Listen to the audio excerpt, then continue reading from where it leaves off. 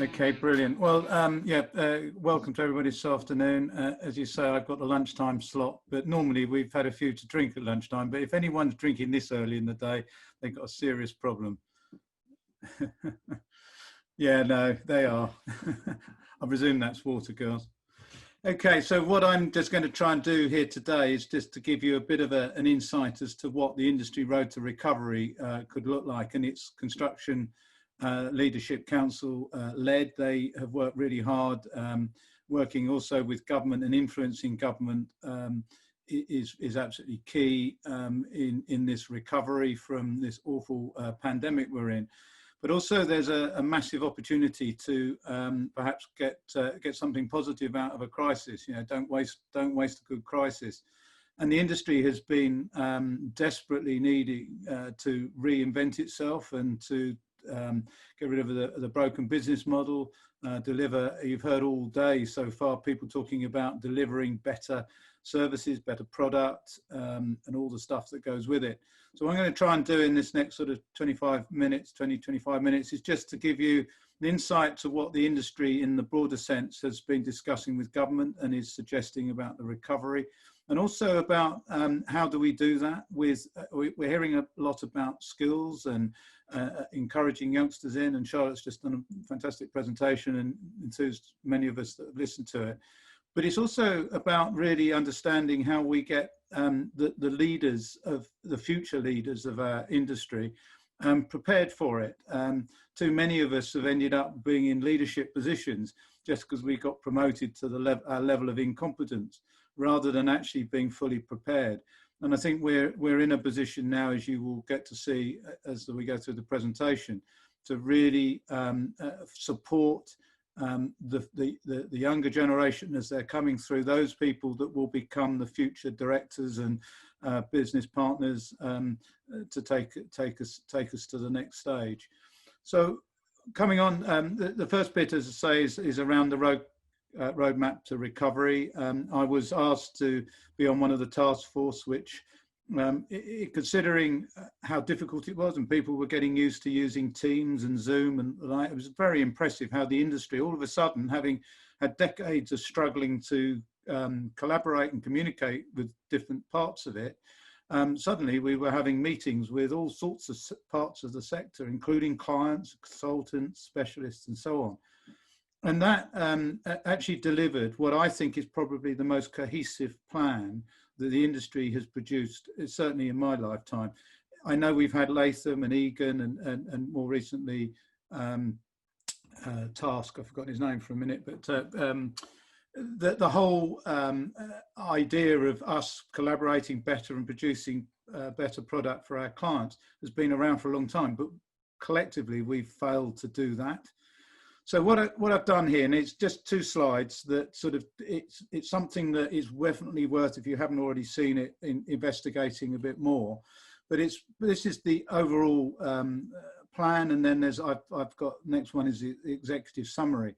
But fundamentally, what the CLC are recommending is with government is that over the next 1-3 months, it might actually be longer now with the second wave, but we need to make sure that getting projects back up and running, that programs that have been delayed are being moved into place and not being delayed more than absolutely necessary. Need to maximise employment, getting people back into sites, into the supply chain, into the manufacturing elements, absolutely crucial. And also to minimise disruption around the contractual disputes that all of a sudden have come to the fore because people haven't got the right contracts in place and are being beaten up by force majeure and all the things that we hear about. So that's a real urgent issue that's happening now and will do for a few months to come. But then we need to reset, and that reset phase, which actually I think is probably going to take a bit more than 12 months, but they're saying between 3 and 12 months, is to really understand the demand and the pipeline. And it is changing. We're already hearing Guy's presentation just before lunch. And we're all adjusting to the fact that things are going to be different, that demands and requirements are going to be different, and that's in both private and public sectors. But the key is to, particularly with government support, is to try and understand those, the pipelines and the demand, and to encourage that. And I think there's a few signs that the government were listening to that. We're trying to keep some of the big infrastructure projects moving. What we need to do is to see that happening down through all the smaller side as well. What's interesting is they specifically talk about the construction ecosystem. They're talking about SMEs, merchants, manufacturers. It's not just about the big organisations. So second area on this sort of reset phase is productivity. We're all challenged by COVID and what it's done for us. And it's about how we understand the effects of that on what we're doing, and actually look for positives. We've seen as a business that actually some of the things I've been banging on about for years about better planning and last planner and lean construction, all of a sudden everyone seems to go, oh, that's a good idea. We'll work a bit smarter and more efficiently. And in fact, a lot of companies, I think, are beginning to see that they're not losing as much productivity as they first thought. So there's a reset around all of that and how we deal with social distancing and everything else that goes with it. And then the other one, which I also feels absolutely key, is our professionalism needs to really go up several gears. That if we don't invest in training, if we don't develop collaborative business models, if we don't really push for fairer contracts and payment, then our industry will just continue to stay in the awful mire that it's in, with poor training, poor investment, broken business models, and really nasty contracts, and people not being paid. And that is what's killing our industry. Unfortunately, we're going to see a bit of the fallout of that, I think, in the next 3 to 9 months, where people haven't been able to protect themselves from it. So really good stuff, and I think if people listen to that, and, both in government and in local authorities and even private clients, you can actually start to see how we could reset following the recent events and current, in fact. Then I think that the opportunity then to reinvent our industry, and reinvent is a big word, but actually it's what's needed. It's a lot of us have been talking in recent years about disruptors coming into our industry, was whether Google or an Elon Musk would come in and go, hang on, this industry that's so poorly led and managed and is so inefficient, we can come in and really make a big difference here and be a disruptor. What I don't think any of us saw, some of us saw the Brexit as being a potential disruptor, but none of us saw COVID. And I think that's where we've now got a potential acceleration of what a lot of us have been saying was going to happen over the next 5 to 10 years. Actually, it's going to happen over the next possibly less than 5 years, could be the next 2 or 3 years. So there's 3 areas to look at. One is complete transformation. The adoption of digital and off-site manufacturing, and so that we can sustain some really positive economic growth. Delivering a lower carbon, more sustainable around the climate agenda, absolutely essential, and we've heard some really good presentations talking about that today. But it's now it's not about talking that needs to happen. We've actually really got to start to do it. And then the better quality outputs and outcomes. I mean, too often we actually as an industry are delivering poorly designed, poorly built, poorly maintained products actually our clients don't really want, which I know that's a bit dramatic, but fundamentally that's what we're doing as an industry. I know that some people can say, well, we don't do that, or they don't do that. Well, that's fine, but that is a minority compared to the industry. So it's a real opportunity to transform what we do. And that couples really neatly with the value side of things. So the adoption of better decision-making process around why people buy, having a value-based decision-making process. And this has really been pushed by very key people in government, in the Home Office, in the Home Office. I'm trying to think of some of the other departments, but what they're saying is that they recognise that actually the lowest price model that the industry's been plagued with for years actually doesn't deliver value. But it's not just about saying, oh, well, we'll take the most expensive or whatever. It's actually about having really thinking about the value that the project will produce. And it also links very much to the whole life performance. And if you put the carbon agenda into that as well, I think there's some massive opportunities for those that are further advanced in their progression to demonstrate value through all the stages, through design, through delivery, but production on site, through maintenance, and then actually through the use of the building and the people in it. And as Cheryl said, we've got in Constructing Excellence this year in Kent, we've got this theme of health and well-being. But actually, how much of us really understand what the health and well-being of the people that use our buildings? That normally they go in first few months, they absolutely love it, but are they actually performing better than they were in their previous buildings? Are they? Is the maintenance actually helping them to perform better in their roles in whatever they're using the building for? Are they healthier? Is their mental health good? And I think when you start to get into that space, you realize there is a massive opportunity for our industry, the built environment industry, not just contractors or architects or FMP, the whole industry, the whole built environment to deliver a better value. And that can only happen if really true partnerships start to develop between industry and its clients, but the supply chain, and linking that to upskilling the workforce. I'm seeing things all the time now. People were talking about the fact that in 5 to 10 years' time, we won't recognise a lot of the job roles. Well, I'm starting to see that now. I've got people working in my business that I never ever thought I would have. Well, I didn't even know that it would exist a few years ago. So there's a lot of change, a lot of opportunity. And I'll move on to the executive summary, which does repeat some of that, and I won't go through it line by line, and you can read it for yourselves, but it repeats some of those areas, and it looks at the 3 phases: restart, reset, reinvent. But I think that the 2 last items, the outcomes, that if we get this right, if we take this opportunity to really do something rather than just talk about it, that we will end up with a more capable, professional, productive and profitable sector. Well, why wouldn't you want that? But if you're delivering better value for your clients and then better buildings and taking that into whole life and the people's health and well-being of using that, it is a no-brainer. It's just a matter of actually doing it rather than just talking about it. And I think that last comment was the failure to act will miss an opportunity to deliver this and risks the industry lapsing into a longer, deeper recession, which erodes capability and skills and leaves a smaller, weaker sector as a legacy.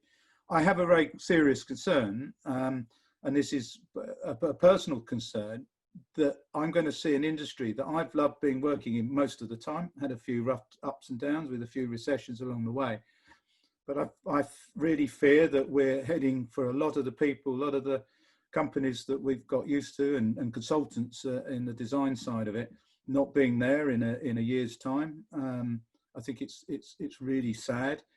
But what we have to do is to look at how we can take that whole situation into another sphere, and maybe some of those people that will lose their jobs, lose the roles, will then can be employed in more forward-thinking organisations that can actually deliver this sort of change. And that's what I hope, and certainly that's my vision for my business and for the industry locally, particularly the SME sector, and most of us are in that. So I've taken up half of explaining the recovery bit. What I want to do now, and there's a short video in this that will also pull this together. SecB, which is part of Constructing Excellence, have developed an innovative future leaders program. Now, this came out of some discussions that we were having as a board about how could we support the sector and how could we be most effective in getting businesses, consultants, clients across the whole built environment to think differently and to think more innovatively. And one of the conclusions that we came to was that it wasn't necessarily about changing the hearts and minds of the existing leaders. If they haven't got it now, they probably won't. And I think that's probably even more so the case now than it was when we set this up sort of nearly 6 months ago now. No, it's longer than that, 9 months ago. It was pre-COVID. But actually, it's about preparing the future leaders. So those that are in that, we've all got them in most of our organisations where we're sort of thinking they might be my replacement, someone else's replacement, one of the people about to retire. But actually, rather than them just falling into that role because they happen to be the next one in line, is actually what we should be doing is preparing them to be able to lead really much more effectively. And to do that in a learning environment is what it's about. So you'll have read, I'm sure, some of the things in there, but it's about inspiring better performance and change. What the program does is it's split up over a period of time, basically a year. The idea is to support by having outside people. So you'll see in a minute there's a whole range of outside people from Google, from the world of motor racing and other sectors that actually can really enhance a future leader's thinking and ideas. But also it's about for the benefit for the businesses, whether they're clients, consultants, manufacturers, contractors, to actually take a business issue, a business challenge that they have within their business, and through the support with someone mentoring, ideally the MD or the CEO, where that challenge can be taken to this group, under this scheme, for people then actually to get something back from it and present their solution, having had input from a range of other people. So you've got the sort of people that are being attracted into the first cohorts. They're just setting up the second one at the moment. But we got people from tech, retail, leisure, high performance sports, construction, government, utilities. These are the people that can really support the learning of those people, those leaders that are in the client side, in consultants, contractors, specialists, and suppliers. So it's a real powerful set of knowledge transfer that will prepare these leaders to deliver what I think will be game changing. These are some examples here. This guy here, director of products at Facebook. Oh my God, you listen to him talk. He was there at the launch meeting, and what way that they operate. You start to put that into the thinking of how we should be thinking. The guy from Google was another one. Some of these people, this lady here, Jessica Skillbeck, she's been really involved with the Innovation UK Fund to encourage better performance across industry, and very, very clever people with lots of very good ideas and experiences. There's also got, whoops, have I gone too many? No. We've also got within the program a number of people that generally, apart from one or two like me, who have really got some experience. You've got people like Mark Farmer, who was the guy I forgot earlier, a real driver of change across the industry these days. Some more people, Stephen Hale, who's Crofton Design, Phil Willer, a local consultant, Phil Wilbraham of Heathrow. He is incredible. If any of you have heard him speak, and when you can talk to him privately, what he will give you an insight into is just absolutely fantastic. So some really exciting people that are all feeding into this program, that if you ask them to come and speak at your event, apart from me, of course, you'd get charged a small fortune. Moving, it's not, there it goes. So this is a bit of a description of the people that are supporting and backing up. And then you've got the cohorts from specialist clients, consultants and contractors, as I already said. Oops, gone the wrong way. So the whole idea is to create connections, build confidence, to train and develop at the same time, looking at this business challenge as well. Each group, it's a 12-month program, as I said before, but each group trying to get at least 16 or up to 16. I think the first cohort had 12. but they need to be people that really have that potential, and are highly driven, that they want to get involved, that they're innovators and thought-provoking. I've got one of my senior managers on it at the moment, and it has transformed his thinking and his performance. We've got a couple of others all lined up already to do follow-on cohorts, and it's yeah, certainly it's going to drive my succession, if nothing else, but very exciting.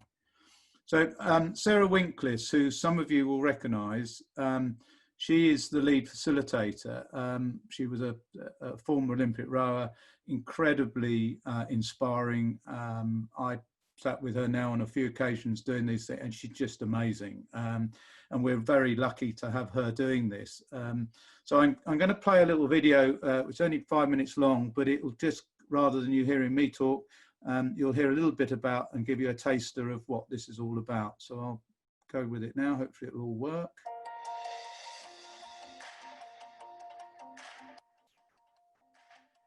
We're really excited to be bringing some of the best innovators from all kinds of different business sectors to share their knowledge and insights on innovation with you and other people across the built environment sector, those who want to drive change through their company and beyond. So enjoy this short taster, then take positive action.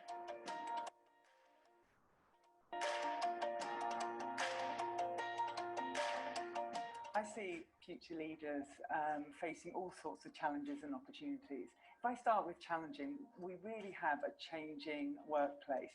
It's a volatile, uncertain, complex, ambiguous global climate at the moment, and changes are happening really rapidly.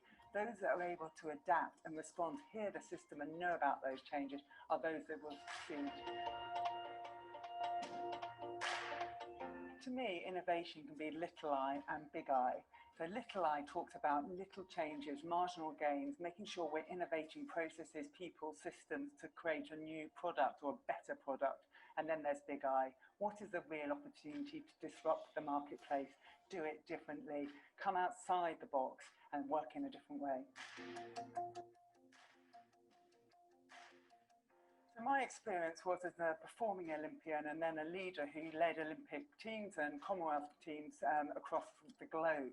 So I have both been the performer and the leader. And I think it's very similar to business, actually. Many times in business, you've got people at the coalface, the athlete in my case, and you had to learn to perform. And that person has to be enabled to act. They have to be empowered and probably have the ideas and solutions about where the innovation needs to happen. They know what's getting in their way. And then when you come up into the leadership role, you have to be able to inspire them, be really clear about the vision we're wanting to innovate towards, but also be open to what you don't yet know.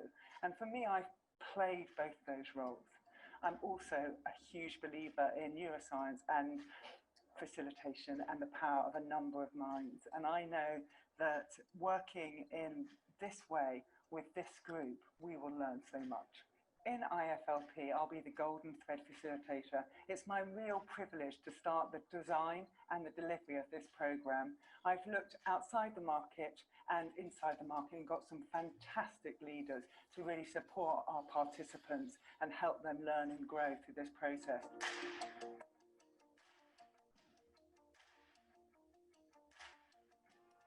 We all know what happens with groupthink. You work with the same people, you share the same ideas, and you might do things really very, very well in that way, but you're in safe territory. By getting cross-company, cross-sector, you start to get outside your river of thinking, get new ideas into the pot, and you can start to look through the world through a broader perspective.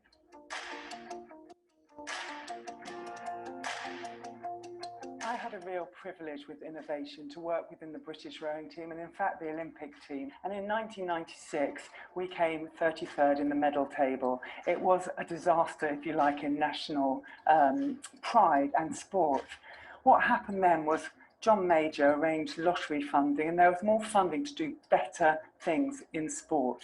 And what I was able to observe was real innovation happening about how different sports did things. 28 Olympic summer sports, working together, sharing their best practice, risking that they won't get the funding because others will do well as well, learning from each other, becoming better, and 20 years later in 2016, we were second in the medal table, beaten only by America. through innovation, we create a result.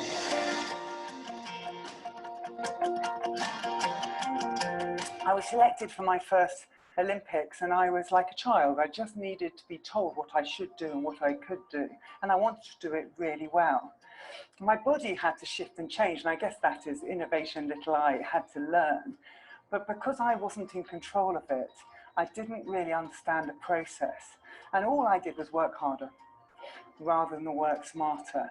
And what actually was the output of that was I broke my body. I broke 2 ribs, got 3 annular tears in my disc, and through my hard work rather than my understanding and innovation, I was a broken athlete and unable to compete at my best at those games.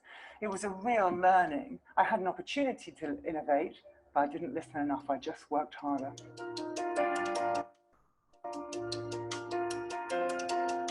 For me, I'm massively excited about the IFLP. We're at a point where we're bringing the construction industry, the built environment together.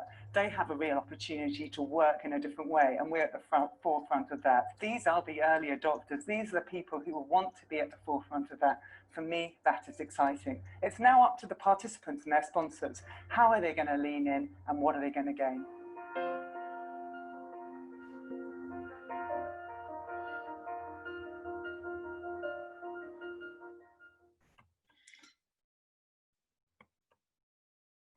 I'll try and move on. I am still here. You can't help but be inspired by Sarah. She is an incredible woman, and you hear some of the things that she's saying there. For some reason it won't go. Hang on. Work harder. No, we don't want to do that. Here we go. So what will they gain? This is the participants really do get some good stuff out of it, tools and strategies to innovate, the insights across the industry, and outside as well, much wider learning experience and a very rich mixture of knowledge that they'll gain. The new connections also and business opportunities that will come from just being in a mixed sector environment. The skills and confidence it's about building their capabilities to be able to take on that leadership role in our industry and to embed the changes that are needed. So it goes back to the stuff I was saying with the CLC road to recovery, and there is this extra value of what of actually doing something for the business itself, so the business gets a return on their investment. So I think that's yes, that's pretty well it. This was a statement I was asked what I felt about it. This was written and the iFlip series was all done before we came into COVID. So what I've said at the beginning of this was that there is a need and an accelerated opportunity to change our industry and the built environment for the better. And instead of waiting 5 to 10 years, let's do it now. Let's start preparing those leaders. Let's get them through these sort of programs. We can inspire them to change, but at the same time, by adopting a lot of the new thinking that has already been spoken about today in bucket loads, and actually, as I said earlier, not just talking about it, let's actually putting it into practice and demonstrating that it works. As soon as you start to show people what it's about, they will follow.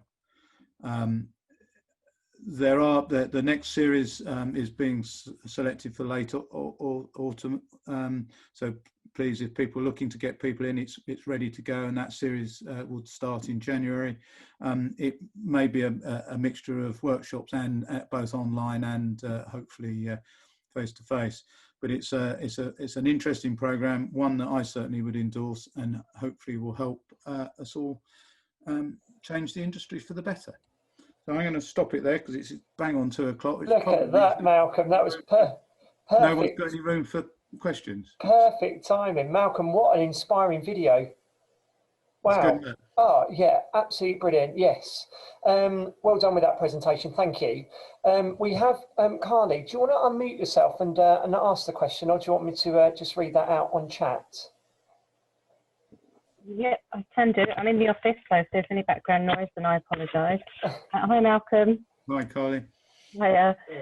Yes, I just typed the question out because I just wondered, we have a good relationship with you, but in general, do you think the mindset of contractors will encourage them to work in partnership with their subcontractors more so? We operate and we think to work collaboratively is the best way forward. Absolutely, yeah. It doesn't always And unfortunately, we're going to see a lot of people fail. Over, as I said earlier, I think over the next 6-9 months, a year, we're going to see carnage, and it will be the ones that haven't been collaborating, that aren't paying their supply chain, that haven't addressed digital, that aren't looking forward, that are just gone into survival mode. It's really sad, but it's their own fault. And I say that sounds pretty harsh, but it's not like they haven't been warned. And people have just carried on working this broken business model, screwing their supply chain, not working collaboratively. If we all ran, if we all ran our personal relationships like that, we'd all be divorced, wouldn't we? No, you would, and you just, from a work perspective, you just wouldn't want to work with people again. And I think that's what, hopefully, I shouldn't say in terms of competitors, but hopefully the general industry will see it that way. Selfishly, we just would like to continue working with you like that, but in general, hopefully that'll be a positive moving forward. I think so. And there are some really good companies and organisations out there. Just make sure you work with them and not the ones that are going to take you down with them. Yes, yeah, exactly. That's a good presentation. Thank you. That's great. Thanks, Carly. Thanks, Malcolm.